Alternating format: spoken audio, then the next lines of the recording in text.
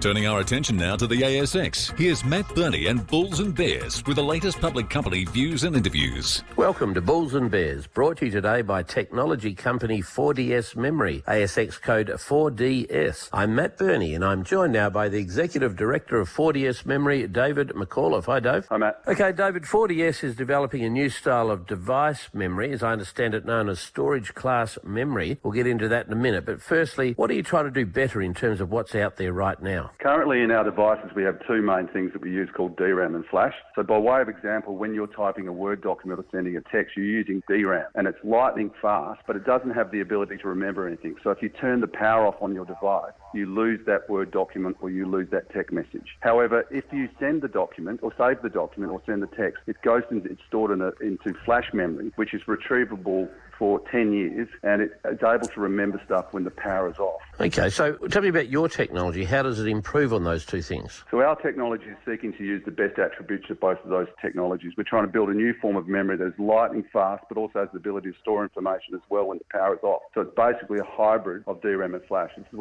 it's called storage class memory, and it's a global industry attempt to create this new class, which will complement the $120 billion DRAM and NAND flash markets as it currently stands, and ultimately storage class memory will forge its own multi-billion-dollar market. You've partnered up with an organisation by the name of IMEC to develop this technology. Who is IMEC and what do they bring to the table for you? IMEC is the #1 semiconductor institute and it works with all the major semiconductor companies around the world. They've state-of-the-art multi-billion-dollar production equipment that all the chip manufacturers have, and we use their equipment for development work. So if we can show that our technology works on IMEC equipment, industry players will know it will work on theirs. Right, well, let's talk about industry. What does the end game look like? How ideally would you commercialise technology like this if you can get it to work properly? Ultimately, we'll want to replicate what we've achieved in 2021 and do that in 2022 on IMEC equipment and be able to produce a megabit wafer which displays storage class characteristics, and we would like to think that that would attract the interest of industry players around the world. David McAuliffe from 4DS Memory, thanks for joining me on Bulls and Bears today. And remember, we're only here to give you information, not advice, which you should of course seek independently. I'm Matt Birney and this is Bulls and Bears. For more public company CEO interviews, go to the Money page on the 6PR, 2GB and 3AW websites